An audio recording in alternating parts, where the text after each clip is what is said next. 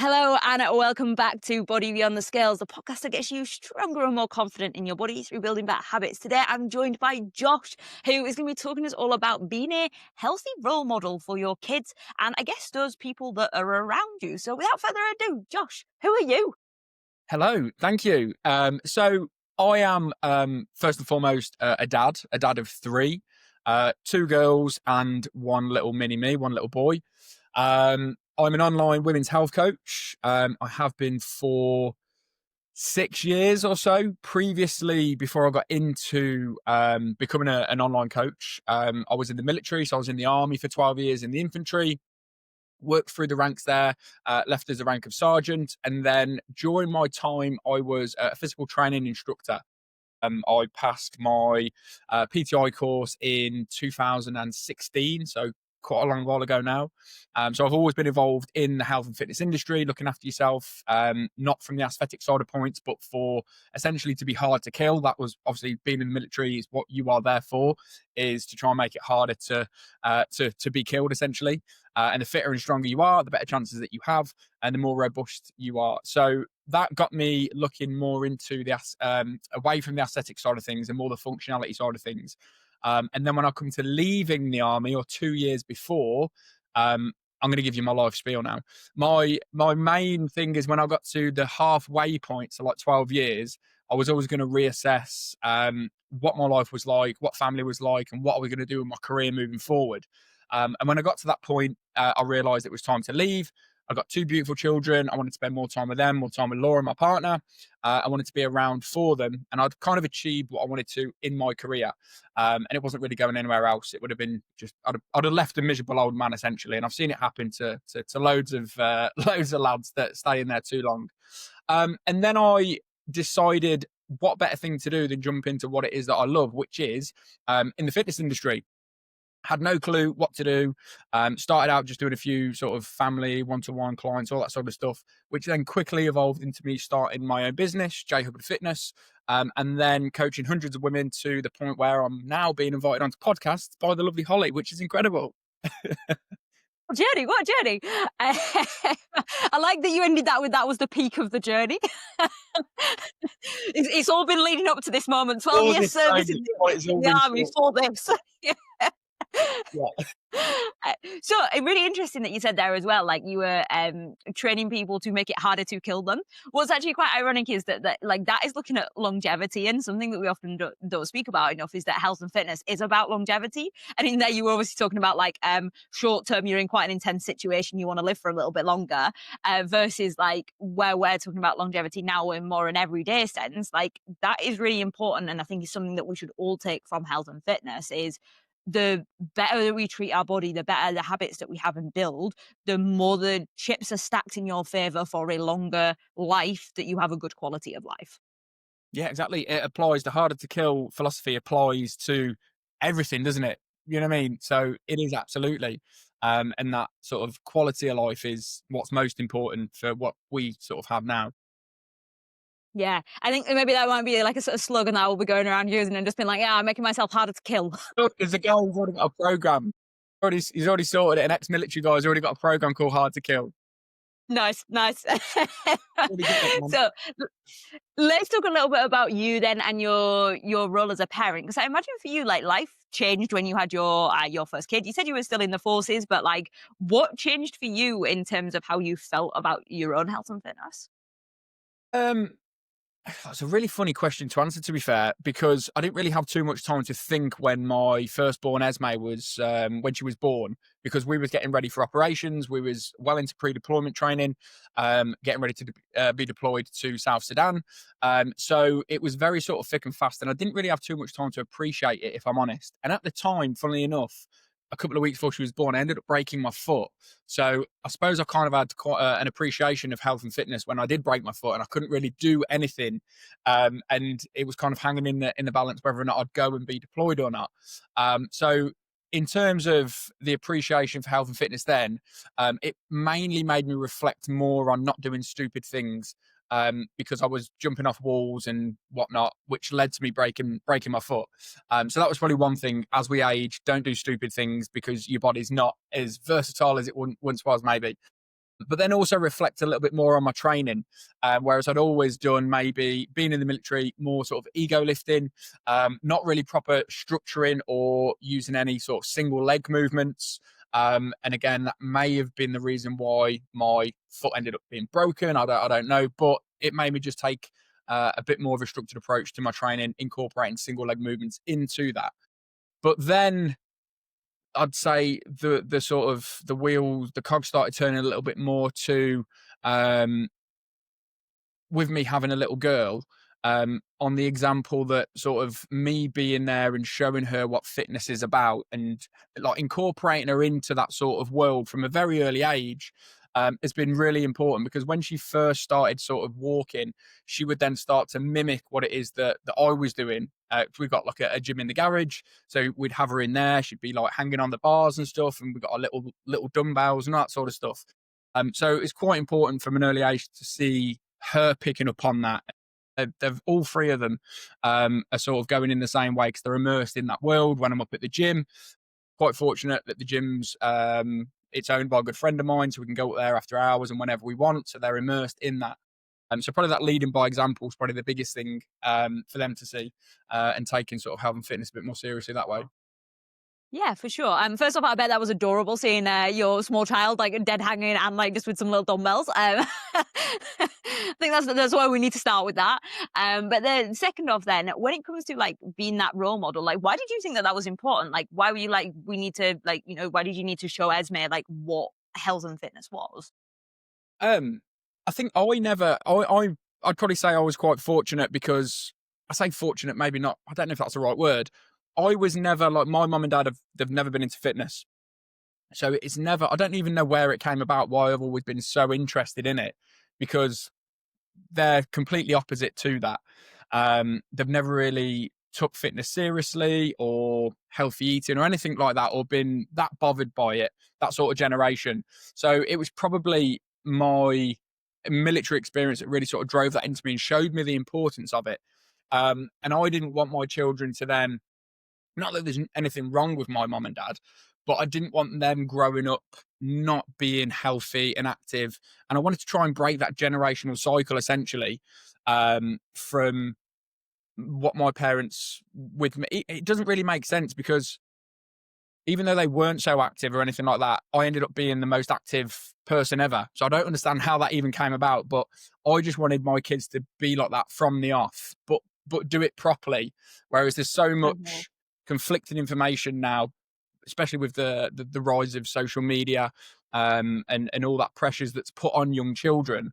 I think if you're in a fortunate enough position to be able to teach them and expose them to the right things at the right time, then they've got a hell of a lot, a hell of a better chance essentially of not falling victim to body image worries and those massive expectations, especially on women. I'm not saying that men don't have the same or young boys; they absolutely do, but I do think it's more prone for women to have body image issues and the pressures put upon them. So if I can then educate them and immerse myself in that world, then it gives them a better chance. If any of that makes sense to you, Holly. Yeah, no, that makes complete sense, and like it's so important that not only are you're basically just giving them the best opportunity to stack the chips in their favor as well for that longer. I mean, you're making them harder to kill. Like that is you're giving them the odds in their favor to start off with, rather than them having to make a conscious choice. It's autopilot. Like it makes sense to move your body as a given. Like it's not an extra that you have to add in or create as a habit. And I think that like if you're someone who has kids, especially if you have young kids, them seeing you moving and them taking part in movement as well is really important because it just makes it part of their life and it makes it habitual from a young age rather than you having to create it as a habit later on down the line. Yeah, absolutely. So when it comes to like those, I guess those physical habits and like those physical behaviors that like you were like, do you know what? I really want to make sure that my kids have these. What were some of the things? So you mentioned about dead hanging there. So like if you're not familiar, dead hanging is literally you basically hang like from like a bar. Like imagine like monkey bars, like you would hang from there. You can do it on a pull-ups bar, or you can do it like from monkey bars. Like you can technically do it on a door frame if you wanted, but it is just that being suspended in the air with the hanging. There were any explanation than that. So was it, what was the other things like you were like, oh, let's think about this? Um, so is in what sort of other movements would the kids pick up on? Yeah, yeah. Let's go with that. Like, what other movements have they been doing? What things have they been thinking about? I mean, they'd pick up on squats. If anyone knows what babies are like when it comes to squat form, if you ever want to see a perfect squat, look at a baby. They squat perfectly, all the way down, knees out, nice, comfortable. Knees aren't caving in, back's nice and straight. So they'd pick up on all of that. But I think the biggest thing that the kids were getting out of it, and this is where I think everybody should try and go with their exercise or their health and fitness, is enjoyment. They enjoyed doing it and it was a fun activity for them to do. And it wasn't, and again, that's why I wanted to try and incorporate them into that world from an early age, because I was at Run Club on up at my gym on Sunday, and the instructor Amy, she always loves to give a little bit of like background or like mindset and stuff to it. And she was saying the reason I wanted to start the Run Club was because it was predominantly females that were there, and she was saying, for us females at school, when we were running or doing any form of PE, it would often come with a feeling or a sense of embarrassment or just a negative association to running or fitness or anything like that. So she was like, the reason that I really wanted to do this is to like reframe that narrative for everybody. So instead of viewing exercise as that negative or that embarrassing thing that happened once at school and you've carried that on for the rest of your life, if I can frame it in a way where it's enjoyable for my kids from the get go, then they're much likely to have that positive outlook on it, and therefore do it long term. And obviously we know the benefits from it, they're incredible, and the ripple effects it has from that they have on their kids and their friends, and it will just sort of grow out from there. So as opposed to it being that negative experience that so many people have around exercise, it frames it as a positive one from the word get go, and then they only have positives from it. Yeah, I think there's definitely two things I want to pick up from that. The first thing being that you're absolutely right in terms of the experiences that people have around sport, particularly was it you said Amy? The point that Yes. she'd made around Yeah, yeah. like not enjoy like we weren't like allowed to almost enjoy it at school. Like it was seen as a punishment. Well, like women weren't really allowed and young girls weren't really allowed to, like wasn't something that you did enjoy. But actually making sport and exercise something that's fun and is really really important.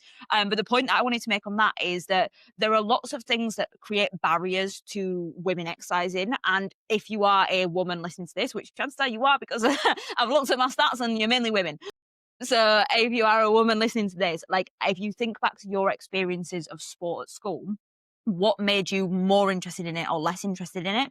There'll have been a few factors, and you've probably used your period as an excuse not to exercise, especially like in school. So think about how you can make that your period's coming every month, especially as a teenager. How can you make that a better experience? Well, having shorts for your kids that are darker colours, so they're not worried about bleeding through onto a white kit, like just having like gear that's actually comfortable for them and like actually can allow for them to wear it, having conversations around what's the best thing to wear when like you are like bleeding, like is it a tampon, is it a pad, like what makes them most comfortable, and having these conversations from a younger age can make sport feel more accessible but too less restrictive, if that makes sense. So like you're not restricted into it because there's not all these barriers that are popping up. There are lots of campaigns going on at the moment. I think ASICS is one that's doing a campaign about getting women's like young girls sports kits being comfortable for teenage girls and having things like a proper sports bra from a younger age and like making sure that it's an enjoyable experience. So if you have kids and you want them to stay in their exercise and you don't want them to stop exercising, have conversations with them about like what's making it uncomfortable or like how you can make things that little bit better, because chances are you've got a few tricks up your own sleeve that you can share with them that they won't have come across yet. So just making sure that that stays accessible to them and you remove those barriers as much as possible there. Do you have anything to add to that point, Josh? No, no, I didn't realize ASICS were doing anything like that, but I think it's like stuff like that. It's when you speak about it like that, it's like, oh yeah, oh yeah, oh that would make a real difference. But it doesn't really, like, common sense doesn't it necessarily common practice, is it? Especially like because it's like, oh, they're schoolgirls. Oh, they don't need that. Oh, don't worry about them. They're fine. Do you know what I mean? But it's like, no, that's very important through that age of when they go through puberty. That is needed. And it needs to be a little bit more mainstream, and that education does need to be there with the teachers, the parents, and then probably because it's an uncomfortable conversation to have with your daughter. But what's more uncomfortable, like their happiness and enjoyment coming from there. So yeah, I think that's a really good point you made. And I didn't know about that, by the way, about ASICS or anyone like that publicly doing that. So I think that's great. Yeah, there's a few big shifts coming along where like companies are actually making an active effort to make sure that sportswear is being made for like teenage girls, to make sure that the sports gap doesn't keep increasing or the exercise gap doesn't keep increasing. Yeah, yeah. One other thing that you can do there, just as an idea, is if you do feel like, say you've got a daughter who's playing in a like under 10s football team, and you know periods are starting within the next few years, and they're all in white shorts, it might be worth having a conversation with the football club or the rugby club or whatever they're having and saying, do we really think it's appropriate for these girls to be playing in white shorts? Can we give them darker colours to make it a better experience for them? Advocate for your kids, like, and advocate for these changes, because they only happen when people talk about them. And if you feel like, no, this is something that we need to keep kids doing, and you want to be that, you want to keep sport and exercise accessible for your kids, do that. Like, go have the conversation. Be the change. Like, yeah. The next thing that you said there then, Josh, was about how to like make it fun. What do you do then to make exercise feel fun for you? And then what do you do to make it feel fun for your kids? For me, I like to do it in. So I used to train. I used to train a lot. I used to train alone. If I'm being honest, like I'd use it if I was particularly in the army, because I was around people all the time. I would like to then at least have some peace, go and train in the gym on my own, because the majority of the time I was taking lessons. I was with groups of 100 men at a time taking them. So in order for me to charge my social battery, I'd remove myself and try and take myself away from that. But since leaving the military, the way that I like to keep things fun is I join the group classes at my local gym, because that ticks all the boxes, social aspect, have fun, and I push myself harder in the training sessions. So that's how I like to keep things fun for myself, training with people from time to time. And then with the kids, we just set no expectations. There is obviously no structure. My kids are 7, 5, and 9 months old. So clearly there's no formal structure with it. It's mainly They don't need a progressively overloaded plan. not Eight yet. week training blocks. No training blocks just yet. So it's just getting them into sports that they enjoy. So I mean, we've been to all sorts of sports. We've been to Brazilian jiu-jitsu, we've been to dancing, we've been to cheerleading, we've been to football, we've been to everything. But it's all on there. Sort of, we'll kind of guide them there, and then they'll go through a little bit, don't like it, get bored, move on to something else. But it's very child-led that we like to sort of roll with this, where we don't put expectations and pressure on them at this age. And then when we're at home, it's just, if I'm in the garage training, they'll grab some resistance bands and just do their own thing with it. I'll show them a little bits of here and little bits there, but essentially just not put that pressure or that expectation on them to do anything, and then they're more likely to sort of crack on and do it. That's really interesting. And it's really interesting that you say that, because the thing that you're giving your kids there is autonomy over exercise, and you're giving them independence over exercise. So not only will they feel confident now around what to do, but later on in life, it's a given that they know what to do with a resistance band, or it's a given that they know what to do with a dumbbell when they start picking those up. And like, it's a given that they know how to dead hang. Yeah. Just little things like that. It's then just the confidence, and like, you will do more if you feel confident in doing something than what you will if you don't feel confident. And like, one of the things that like actually interestingly on this, like the 4 things that kind of like influence motivation are how easy you find something. And if it's something that you are like, you feel like you're pretty competent at because you've done it for years and years and years, you're going to be more motivated to do it, which is going to make you more motivated to exercise. And another thing in that is how much you enjoy it. So if you enjoy it and you feel competent at it, you're going to be motivated to exercise as an adult. So like, these are little skills that will just make a difference in your kids' lives, like, just to start thinking about. And one thing to mention there as well is, when it comes to like lifting weights and like lifting and using using dumbbells, a lot of people get scared about kids using them, and they go, oh no, but that can affect like bones and stuff. The other thing that can affect bones and stuff is them playing things like rugby. So we know that doing strength training is really important for like adult athletes. I believe, now don't quote me on this one, but I believe the evidence is there that actually kids can like strength train. It doesn't have any adverse effects on their bones. It's just important to make sure that they're doing it with correct form. So if you are in doubt, then maybe you want to get like ask someone else for help. There are like PTs out there for kids. But really what's the most important is that you feel confident around things, and you feel confident like guiding them. If they're moving and that's great. But yeah, like any little things anything that you want to add to that then, Josh? Just what you were saying there, like the research has obviously progressed a hell of a lot in that area, hasn't it? And I think a lot of, and I know my generation, I remember when I used to go to the gym, there used to be signs all over the gym saying no under 16s allowed in the weights area, or even allowed in the gym. You have to be a certain age because of what you were saying there. It could stunt their growth. It was damaging for their bones and all that sort of stuff. When really the damaging thing is incorrect form and not being like invited into those spaces to be able to then have a conversation with somebody to then show you how to then do it. And then people are starting it later in life, maybe even in their 20s. But when you think about it, it would be incredible. And I know a few PTs who do specifically coach like 12 to 16 year olds, and they're trained in that.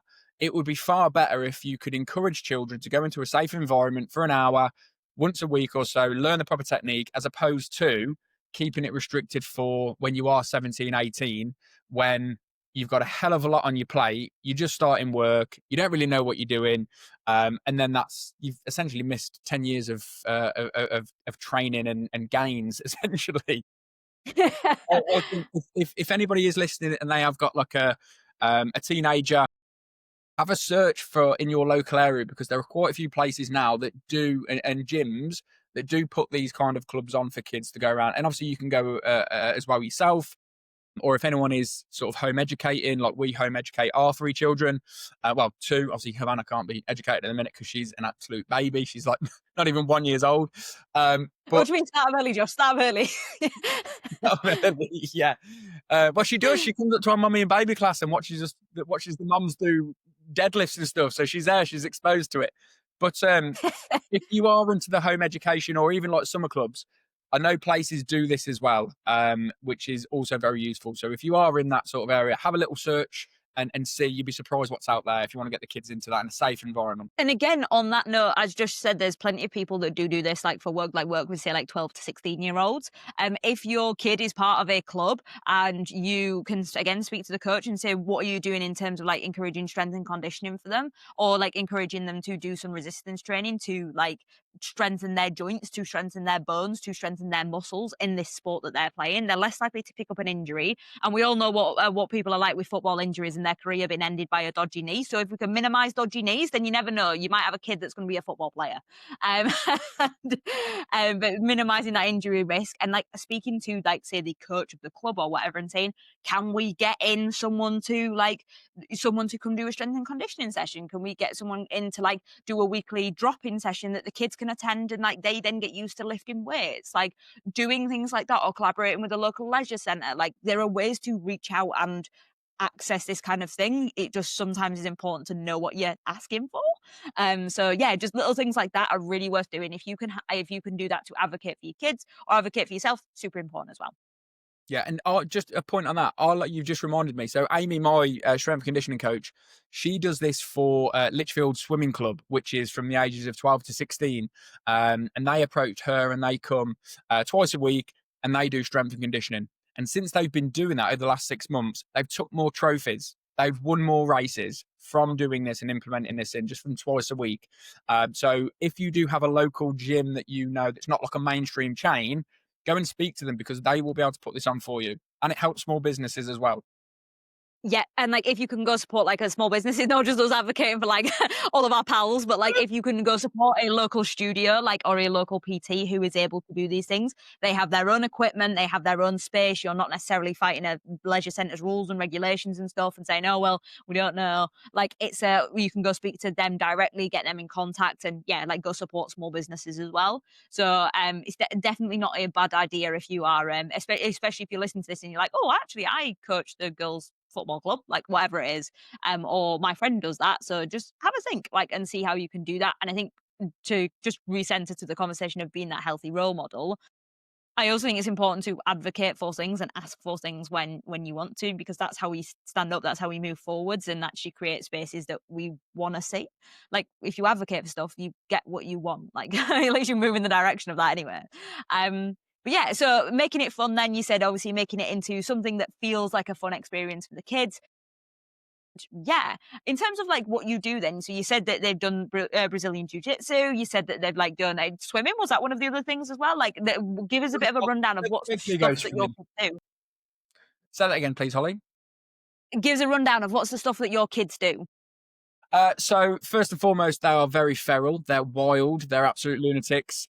They were sort of raised in the woods at a forest school, so they've always been outside. So they're very, very outdoors kids. They've always been very active. The stuff that we do, we are always walking on weekends. And for any parents that are listening, if you've got kids of, let's say, 3 years old to sort of 8 or 9, if you struggle to get your kids out walking on a weekend, one of our friends introduced us to an app called geocaching, and it's essentially a big Oh, treasure. geocaching is so much fun. Have you done it? Yeah. It's essentially a big like a treasure hunt, and you've got little clues, and you can do little loops of like 3 mile, 1 mile, 5 miles, and the kids love it. Whenever we do it, we done a 5 mile loop the other week, and the kids didn't moan once. It was incredible. It was class, and they slept like a log as well, which was perfect. So it was a great night all round. Would definitely recommend. And then, like I said before, we don't really put pressure or say you need to be doing this or you need to be doing that. You know, like for their age ranges, like I was expecting, you should be going and doing this. Our kids were a little bit took a little bit more warming up to when they were going to like and do sports, because obviously now when they get to a certain age, you have to leave them there. You can't be sort of ringside or anything like that. So it took them a little bit longer than normal. But again, we didn't put that pressure on them. It was like, right, okay, no problem. And then they naturally sort of warmed to it. But a lot of stuff that we do with being sort of woo-woo home educators, it is very sort of child-led. But we found that it works very well. They always come round to it. Obviously, you give them a little bit of encouragement, but they always come round to it in the end. They're like, it's just guiding them in the right direction. You don't have to necessarily like force them to hit criteria by certain Yeah. points. It's just going like, okay, so like how do we get our kids to move? Okay, what way do they want to move? Okay, well, they want to go do this, but that's maybe not like they're feeling anxious about it. Okay, well, how do we make that a step easier? And it's just making it accessible, making it easy. So I feel like we've really covered the physical side of things there and like what to do in that physical movement. Let's talk about being a healthy role model more on that like emotional side of things. And I guess the way that like we have relationships with ourselves as our body and how that reflects across to our kids. Should we touch on like body image and how like that works? Yeah, I think that'd be a good topic to touch, particularly with obviously we both work with in sort of women's health. I've got 2 daughters. I'm very mindful of how they're brought up around that. So yeah, I'd love to discuss that. Yeah, let's go then. So body image, like what for you I guess having 2 daughters, what's really important for you that they think within their bodies and like how do you communicate that with them on I guess a day-to-day basis? I would say it all starts with me and Laura, really. Obviously, mum and dad, and not so much. Of course, the things that we say are very important, but more of the actions that we do and how we sort of communicate between ourselves, or how often, for example, Laura's mum, so their nan, she will often come in, and again that generational cycle that we're trying to break and move away from. She's always very body conscious, saying that she's fat, she's got this hanging, and she's not very good at keeping it quiet in front of the kids. So we constantly have to remind her all of the time. So we're just super mindful of how we are around that, making sure that we're not constantly sort of in the mirror or like twisting around. And do you know what I mean? Look, those typical things. I know I've got quite a few clients, and when we've spoke about this before, their earliest sort of images when they've sort of unpacked it of where that came from was seeing their mum in front of the mirror, like tugging and pulling and getting upset of what the reflection was back. So yes, the way that we speak about things is very important, but more so the actions that we do and follow through with that and how we sort of hold ourselves in front of them is also, I'd say, more or equally as important. For sure. And I think like on that note, like one of my earliest memories is like reading dieting magazines. So like reading reading the dieting section out of like gossip magazines, because that's what my mum had like lying around the house. So like of course I'd read it because I wanted to see what my mum was reading, kind of thing. So like I'd be reading through it and I'd be like, oh, and then this, like this is this diet and this is how this person has lost weight. And it perpetuated the idea for me that losing weight was just something that you did, like it was just something that women do.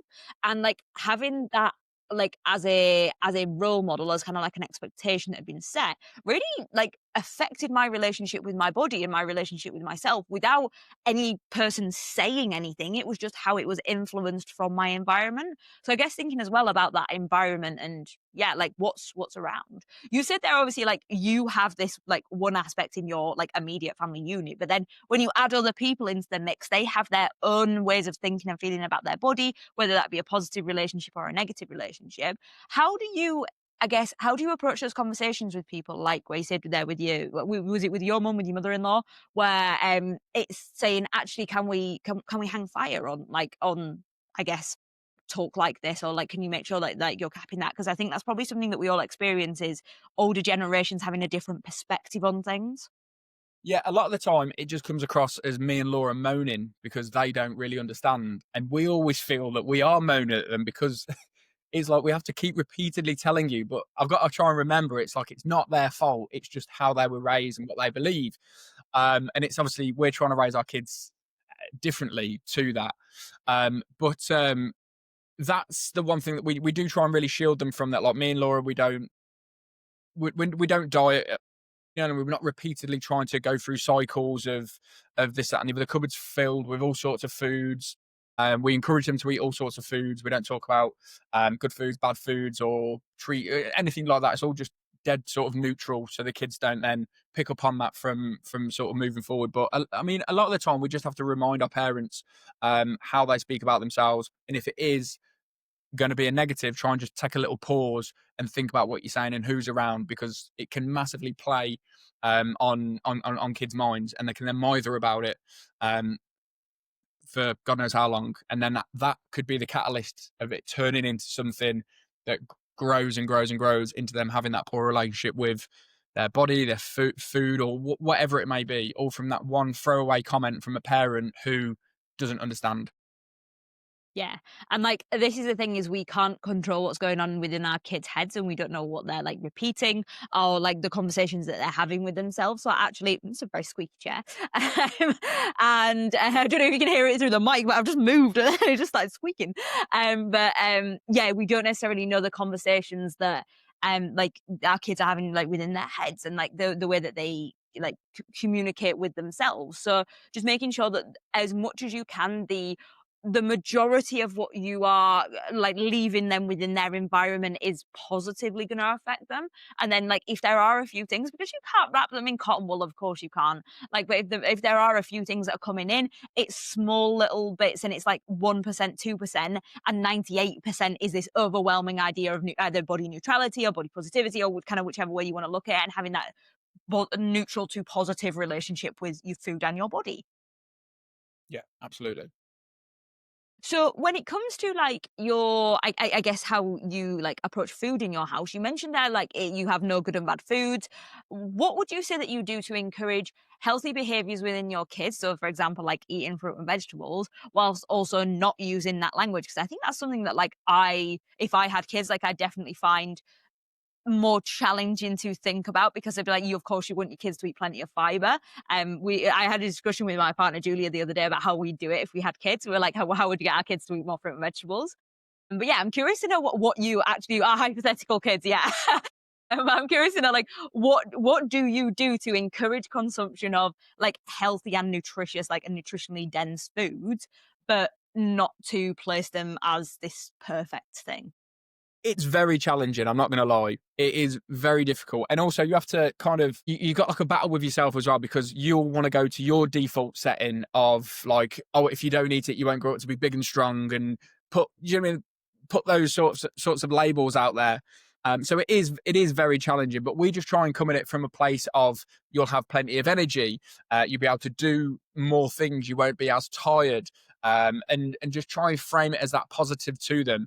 And then when they are hungry, or sorry, before we go there, like when they say that they are full, is a really sort of common one when it comes to parents.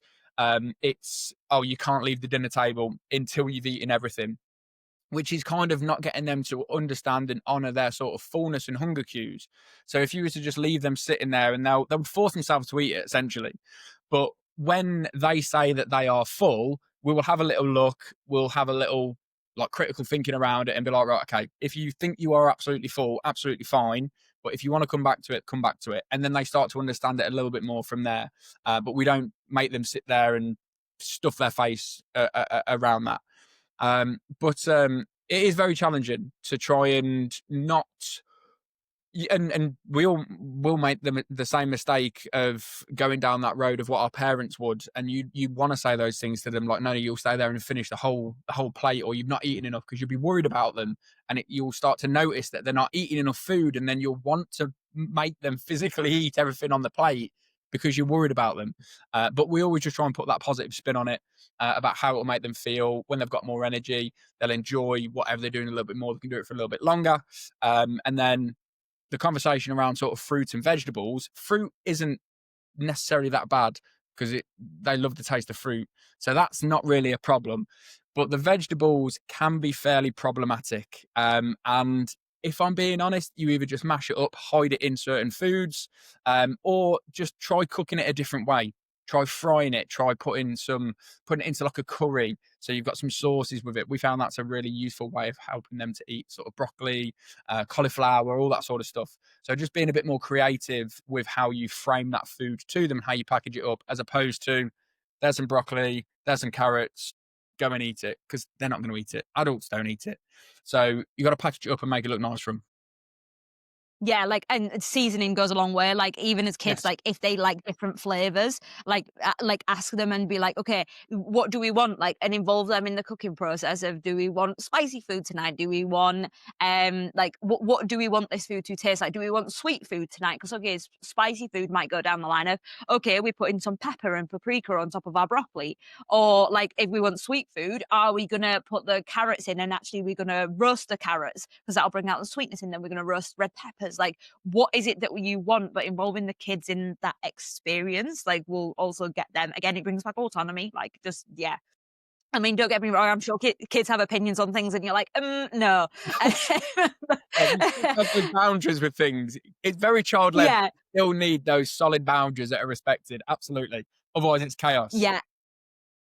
Yeah, but, like, having that, like, letting them kind of have the autonomy around it is so important, because it just means that they will be more, like, again, feel more confident making these choices when they are a grown up. If you think and reflect back onto, like, your experience and think, "Actually, how would I make these changes, like, if I was parenting now?" Like, a lot of what Julia and I talk about, like, when we was at, like, in our hypothetical conversation about our hypothetical kids, but, like, we were saying, like, what were the changes that you'd have wanted when you were a kid? Like, if you don't have kids and like, what? It's 37 minutes into this episode and you don't have any kids. But like, if you don't have kids and you're thinking, how do I use this for myself? Just think about like what you needed as like a kid, and like what representation you want to give to to your potentially future kids, or even just to yourself. Like, what do you need, and how would you like make that person led? How would you give yourself more autonomy? How would you make it more exciting? And yeah, sometimes we just need to treat ourselves like a toddler, you know? Yeah, and the way that you could really sort of frame that is, again, by having boundaries, but also creating that autonomy, is by giving like a choice, like two different choices. What would you like for dinner, for example? This or this? You've got the boundaries of, these are the two options, so it can't go too skew if and create an argument, and they get a meltdown because they want something that's just not not ideal, or it's just not, can't have that tonight. That way, then they get to choose. Everyone's happy, and they've had a hand in sort of organising the food for the dinner. For sure. What do you like? So, in terms of like your process when it comes to dinner times, do you have like a meal planning? Do you meal plan with the kids? Do you meal plan independently, like you and Laura? Like, how do you do it? We meal plan independently. So just me and Laura, we will, obviously, we know what the kids will like to eat. We'll ask them a few dinner ideas. Breakfast and lunch is usually the same, with a few sort of variations of different flavored crisps.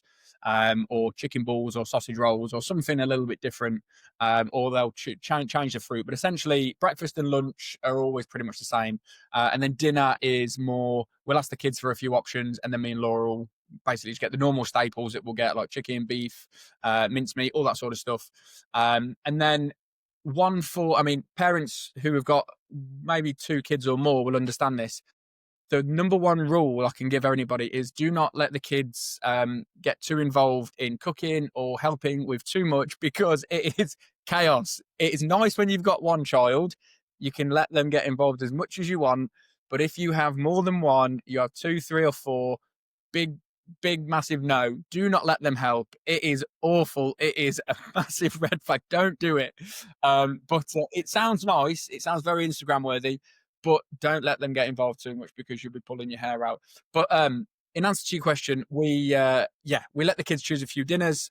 We mix lunch up, and breakfast and lunches are usually the same. Have you ever seen, just like on the topic of this, have you ever seen cooking with beagles, and then cooking with cows? So I imagine it's like It's not far off. It's literally not far off. Yeah, it really is. except instead of them trying to eat everything, it's like, no, please do not put your hand on that hot thing. It just turns into a massive, like, the noise, it's an overstimulation from start to finish. And nobody comes out a winner. It looks great on Instagram and on movies, but in real life, it doesn't work. For some people it will, but for me and my family, it's chaos. It doesn't work. It sounds like you and Laura need to be in the kitchen and nobody else. Yeah, pretty much. Yeah, but we're like, I think they call it like a living room family. Like, we've got 2 dogs, 2 Labradors, and whenever we're anywhere, we're all in the same room, like in the radius of like a 3-meter square. Like, the entire family's there, all under each other's feet constantly. And then someone will move to another room, everybody's in the other room, so everybody's always in that same place. Yeah. So it's not like you're not seeing your kids. No, no, no, no, no, no, no. You to the point where you'll But that's turn good. around, just be careful you don't knock someone over. It's good though, because like you said, even if they're not involved in the cooking, they're seeing the cooking and they're seeing the Yeah, you're in the normality of it. And environment. Yeah. yeah, it's normal for us to chop vegetables. It's normal for cooking dinner to take half an hour. It's Mhm. normal for us not to order a takeaway 24/7 every single meal of the day. Like, it's like just seeing these little behaviors, and as we said, like, kids are picking up on things in their environment all the time. So if you can find them a few good things to pick up on, then that's pretty useful.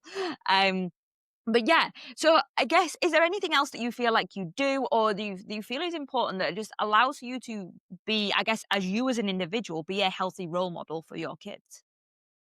I would say routine, and not like a rigid routine, but because a lot of people will say, like, routine, it doesn't really give you too much freedom, or it's too restrictive. Where in reality, if you have routine, it gives you that freedom, because you know what's happening at certain times and you've got that structured throughout the day. Therefore, you have more time because it's not just sporadic and it's not everywhere. And this is a big trap that I fell into when I first left the army back in, I think, 2023, maybe 2022, 2023. The routine had completely gone out the window.